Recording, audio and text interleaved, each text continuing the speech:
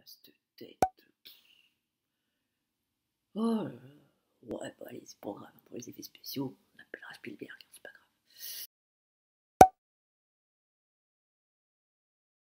Bonjour à tous et bienvenue pour cette nouvelle vidéo qui cette semaine sera un point lecture. Donc je vais vous présenter les différentes lectures qui m'ont accompagnée la semaine précédente et voilà, on va y aller tout de suite. On va commencer par voilà, Les Extraordinaires, Le Sablier Fumant de Jennifer Bell, publié aux éditions Albin Michel dans la collection Wiz. C'est le deuxième tome de cette série. Je vous ai déjà parlé du premier tome, Les Mystères de Londres, il n'y a pas tellement longtemps dans une précédente vidéo. Donc ici, on retrouve Seb et Ivy, les héros du précédent tome, avec leur ami Valian. Et là, le roman commence avec une scène complètement improbable de course-poursuite sur un bateau cargo qui transporte des marchandises au large de la Norvège. Et voilà, l'action commence comme ça. Nos trois compères sont toujours à la poursuite de la Mormo, la guilde déchue qui menace le bien-être des habitants de Londres. Et il court après Selena Grimes, qui est qui est un des membres de la Mormo, car elle cherche absolument un objet en particulier sur ce cargo. Ils vont découvrir que ce mystérieux objet va être caché dans Londres et que ils vont tout faire pour retrouver ce... J'ai un trou. Ils vont tout faire justement pour retrouver ce fameux objet. Donc, ils retournent à Londres pour la saison du printemps avec leur grand-mère Sylvie, qui elle aussi est appelée à retourner à Londres car elle est l'unique héritière de la famille, et elle doit faire l'inventaire des biens du manoir. Donc tout ce petit monde se retrouve à Londres et là nos héros sont très surpris car ils découvrent un Londres complètement différent de l'endroit qu'ils ont abandonné quelques mois plus tôt. Là, ils découvrent une végétation luxuriante dans toutes les rues, ce qui les perturbe un petit peu, parce que du coup, ça les perd un petit peu dans leurs repères. Et voilà, ça nous rappelle un petit peu les illustrations de la couverture. Donc du coup, voilà, ça plante le décor. Alors, si j'ai été ravie de retrouver les personnages, j'ai trouvé ce deuxième tome un tout petit peu en dessous du premier tome. Alors si voilà, l'action commence dès le début du roman, mais je trouve que ça retombe un petit peu tout au long du roman pour reprendre vraiment au dernier tiers du roman. Donc je l'ai trouvé un petit peu plus un petit peu en dessous en termes d'action, en termes de personnages, où ouais, les personnages prennent un petit peu leurs aises, ils se reposent un petit peu sur leur laurier, et ça repart quand même à la fin. Donc j'ai hâte de me replonger dans cet univers, parce que Ivy et Seb, enfin, ils ont vraiment... ils se sont métamorphosés par rapport à ce qu'on les a connus dans le premier tome. Les aventures qu'ils vivent les font grandir à vitesse grand V. Ça les fait mûrir, ça les fait, à mon sens, basculer dans le monde des adultes un peu trop tôt, surtout pour Ivy, qui, il ne faut pas oublier, est âgé de 11 ans. Seb est un peu plus âgé, lui il est âgé de 16 ans, donc je trouve dommage quand même de précipiter un peu les enfants dans le monde des adultes, alors qu'ils n'ont pas encore profité de toute leur enfance et de leur adolescence, bien que l'adolescence soit pas vraiment une panacée, et tous les parents vous le diront. Mais voilà, voilà mon avis pour ce tome. Alors, je vous avais pas montré dans le premier, mais voilà, il y a à l'intérieur du roman, voilà, je vous rapproche un petit peu, à l'intérieur du roman, il y a des illustrations, hein, pour montrer un petit peu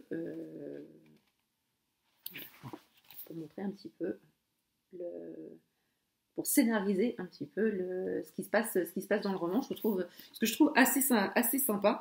Donc, voilà, je rappelle, hein, attention, voilà, Les Extraordinaires, Le Sablier Fumant, deuxième volume de cette saga. J'ai le troisième tome là qui m'attend bien sagement, donc je vais très vite le lire parce que j'ai vraiment envie de savoir ce qui attend nos héros dans ce troisième volume. Autre ambiance, voilà, j'ai lu cette semaine cette BD, Sorcellerie, le ballet des mémés de Valero et Guarnido, publiée aux éditions d'Argo. Alors c'est pareil, j'étais tombée, voilà, ce qui m'avait fait emprunter cette BD, c'était les illustrations, la tête des trois sorcières et surtout la tête du bébé que j'avais trouvé très angélique. Donc, on se trouve dans le pays des sorcières où vivent ces trois sorcières qui sont sœurs. Alors, il y en a une qui a un rapport d'amour à la nourriture. Je vous laisse imaginer sur la photo laquelle que c'est. Voilà, elle aime beaucoup manger. Et elle en oublierait les principes communs pour se précipiter sur la nourriture. Il y en a une qui est hypocondriaque au possible. Voilà, c'est Fenris, là, ici. Elle m'a fait mourir de rire. Dès les premières planches, j'ai ri comme une baleine face à Fenris et à tous ces problèmes, pseudo-problèmes de santé. Alors, les gouttes pour les yeux, le lumbago, enfin, j'en passe et des meilleurs. Il lui arrive énormément de bricoles dans ce premier tome. Et voilà, ces trois sœurs vivent dans une petite chaumière avec un chat noir et un crapaud. Normal hein, pour des sorcières, me direz-vous. Et leur quotidien est quelque peu bouleversé. Une nuit, elles entendent taper au carreau et quelle n'est pas leur surprise de constater qu'il s'agit d'un bébé. Donc ce petit bébé-là. Alors, passé la surprise, elle découvre que ce bébé n'est autre qu'une fée, fée qui sont le peuple ennemi juré des sorcières. Alors, dans un premier temps, le débat a été qu'est-ce qu'on fait? Est-ce qu'on garde le bébé? Est-ce qu'on le rend? Là, vous n'y pensez pas, on ne va pas garder une fée avec des sorcières. Et finalement, voilà, l'une de ces trois sœurs a décidé, envers et contre l'avis de ses frangines, de garder ce bébé parce que bon, depuis le départ de leur nièce, elles n'ont plus personne à câliner et elles sont un petit peu en manque de câlins. Et j'avoue qu'on ne peut difficilement résister à cette petite bouille.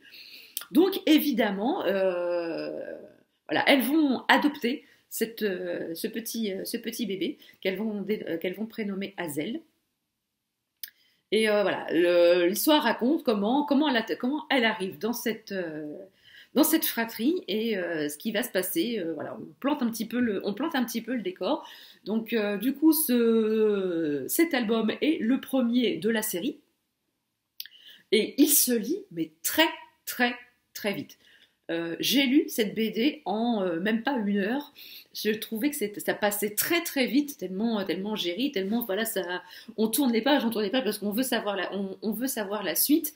Et voilà, on découvre le caractère de ces trois sorcières, voilà, qui sont pas piquées des vers. Voilà, on a très très hâte de découvrir la suite des aventures. De nos trois frangines et de Hazel, parce que bien évidemment, au pays des fées, on s'est rendu compte qu'il manquait un bébé.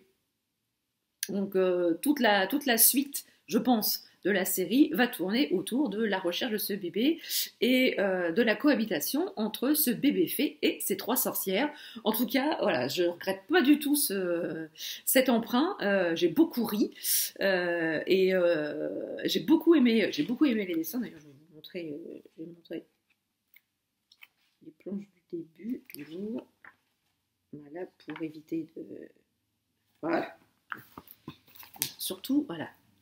Je vais vous montrer celle-ci, parce que ça montre un peu le besoin maladif de Fenris de se faire soigner par ses frangines. Et j'ai surtout, cette tête m'a fait éclater de rire à la grande surprise de mon chéri qui était assis à côté de moi sur le canapé. Donc voilà, ça vous donne un petit peu une idée des illustrations. Je vous conseille très très fortement cette BD si vous voulez passer un bon moment de rigolade et si vous voulez vous poser une petite heure sur votre canapé tranquille. Alors ensuite, j'ai lu sur ma liseuse, alors je vous mettrai ici ou là, je ne sais pas, la couverture du livre. Il s'agit du Retour de Jules de Didier Von Kovlart, paru aux éditions Albin Michel. Je crois que c'est Albin Michel. Oui, normalement c'est Albin Michel. Donc j'avais adoré Jules, le premier volume de la série, et j'attendais vraiment, j'étais super contente de voir que l'auteur avait produit une suite, et j'étais très curieuse de savoir ce que ça allait donner, et j'attendais vraiment beaucoup de cette suite. Donc du coup, alors je peux pas trop vous en parler parce que je trouve que ça spoilerait ce qui s'est passé dans le premier, et si vous n'avez pas lu le premier, ce serait quand même dommage. Donc tout ce que je peux vous dire, c'est que le roman débute sur voilà, on redécouvre Jules, ce chien guide d'aveugle qui a fait beaucoup de choses pour s'émettre dans le premier volume, et là on le retrouve, ce chien, sous le coup d'un arrêté municipal de classement en chien dangereux, et arrêté municipal qui programme son euthanasie prochaine. Donc du coup, ces maîtres sont alertés et ils vont tout faire pour sauver Jules de cette mort certaine. Alors j'ai été déçue par cette suite. J'en attendais beaucoup, et voilà. Alors le roman est très court, mais je trouvais qu'on tournait en rond, on n'apprend pas grand-chose. Voilà, les humains se complaisent dans leur petite vie quotidienne, dans leurs petits problèmes. Et voilà, voilà, donc le seul intérêt de ce livre, c'est ce chien, parce qu'il lui arrive quand même beaucoup de choses dans ce très très court roman. Mais bon, les humains, voilà. Ces anciens maîtres, enfin tous les humains qui gravitent autour de ce chien, leur vie n'avait pour ma part aucun intérêt. Donc voilà, je trouve un peu dommage d'avoir fait une suite. Peut-être que voilà, à mon sens, le premier, Jules, se suffisait à lui-même. On aurait pu très bien laisser les personnages tels qu'ils étaient. Et voilà, cette suite, voilà, pas beaucoup d'intérêt pour moi. Ça m'a pas plu. J'en attendais peut-être trop. Mais peut-être que cette suite a trouvé son public. Surtout, dites-le moi, n'hésitez pas à me le dire dans les commentaires si vous aussi vous avez lu cette suite. Et dites-moi ce que vous en avez pensé. Est-ce que ça vous a plu, ou est-ce que vous aussi vous avez trouvé que voilà, le premier se suffisait à lui-même. Et enfin, je vais terminer ce point lecture par un autre roman que je peux pas vous présenter physiquement parce que je l'ai prêté à mon papa. C'est Je suis le fleuve de T.E. Grau. Alors, je m'excuse par avance de la prononciation du nom de l'auteur, paru aux éditions Sonatine. C'est un roman qui traite de la guerre du Vietnam. Alors voilà, il y a eu beaucoup de romans qui ont traité du sujet, et là on y fait la connaissance de Broussard, qui était soldat de l'armée américaine pendant la guerre du Vietnam. Alors maintenant, on se retrouve 5 ans après, et il se terre dans un taudis à Bangkok, où il survit plutôt qu'il ne vit, car on pourrait considérer que c'est un syndrome de stress post-traumatique. Il a vécu quelque chose d'extrêmement traumatisant pendant cette guerre, sauf son esprit a fait un blackout total de ce qui s'est passé là-bas, et il vit avec ses fantômes. Et dans ce roman, on va alterner le présent, où il se débat contre ses fantômes, et il veut absolument quand même essayer de s'en sortir. Et on alterne aussi avec le passé, pendant cette fameuse guerre du Vietnam, où petit à petit, au fil des chapitres, on découvre ce qui s'est passé et ce qui l'a rendu complètement, enfin, ce qui a provoqué son blackout. Donc j'ai beaucoup aimé la façon dont l'auteur a traité ce sujet, parce qu'il faut savoir qu'aux États-Unis, la guerre du Vietnam a été un énorme traumatisme, à la fois pendant, hein, parce que on a quand même envoyé des hommes là-bas, et ça s'est quand même transformé en boucherie, il faut quand même bien le dire, et on n'a pas trop, voilà, les Américains se sont rapidement rebellés sur le fait d'envoyer des jeunes soldats là-bas. Et ça a été aussi un traumatisme vécu par les soldats eux-mêmes. Alors ceux qui n'en sont pas revenus, évidemment, ça a été un traumatisme, mais bien évidemment, ceux qui sont revenus avec des brisés mentalement. Comment voulez-vous la plupart ont eu extrêmement du mal à reprendre une vie normale. Beaucoup se sont marginalisés, beaucoup ont été laissés tomber par la société, et ils ont vécu dans un dénigrement total. Et voilà, l'auteur a bien montré cet état de dénigrement que ces soldats n'ont pas été accompagnés,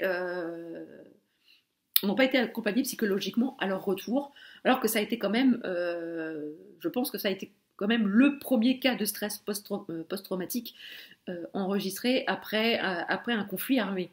Et voilà, j'ai beaucoup aimé ce roman. Voilà, autant le présent n'est pas très rythmé, on suit un peu le combat intérieur de Broussard vis-à-vis de son fantôme. Et par rapport au chapitre relatif à l'épisode précis de la guerre du Vietnam que ces soldats ont vécu, là par contre c'est vraiment rythmé, il y a de l'action, et j'ai beaucoup aimé cette temporalité, cette dualité de temporalité. Ça a donné beaucoup de rythme au récit. J'ai trouvé que la plume de l'auteur était juste, on ne tombait pas dans le pathos, c'était vraiment une plume très fluide. Je ne m'attendais pas du tout à ça, ça a été une excellente surprise. J'avais reçu ce roman grâce à Babelio dans le cadre d'une opération Masse Critique, et franchement je ne regrette pas du tout la découverte. C'est une belle plume. J'espère pouvoir lire d'autres romans de cet auteur. Alors, peut-être pas spécifiquement sur la guerre du Vietnam, mais peut-être sur d'autres sujets. En tout cas, j'ai beaucoup aimé sa plume. J'ai découvert un bel auteur. Donc voilà, c'est terminé pour cette bête lecture. Alors, je vais quand même vous montrer ce que je suis en train de lire actuellement, qui fera l'objet d'un futur point lecture. Donc il s'agit de Spirale de Joël Bastin. C'est un roman auto-publié dont je vous avais parlé déjà dans un book haul. Donc voilà, je vous en parle, voilà, je vous en dis rien. Je vous dis juste voilà, que j'ai commencé ce roman, voilà, qu'il est beaucoup de personnages. Voilà, j'en suis à peu près là. Alors, je l'ai commencé ce matin. Donc je vous en reparlerai très vite, j'espère. Oui, non, j'espère pas. Je vous en reparlerai lors du prochain point lecture. Voilà. Donc j'aime beaucoup la couverture. Toutes ces nuances de bleu, c'est assez sympa. Puis bon, ce dessin en spirale, là, c'est assez sympa. Donc voilà, c'est ainsi que s'achève ce point lecture. Surtout, n'hésitez pas, vous, à me dire ce que vous avez lu la semaine précédente. N'hésitez pas aussi à me dire si vous avez lu certains de ces romans ou BD que je viens de vous présenter. Je serais ravie d'en discuter avec vous en commentaire. Si vous n'êtes pas abonné encore à la chaîne, n'hésitez pas, faites-le. C'est sympa, et moi ça me donne de l'énergie pour continuer à faire des vidéos et à vous présenter toute ma petite vie livresque. Si vous avez aimé cette vidéo, n'hésitez pas à mettre des petits pouces bleus, et je vous dis à très bientôt, prenez soin de vous et je vous souhaite de belles lectures d'ici là. À bientôt.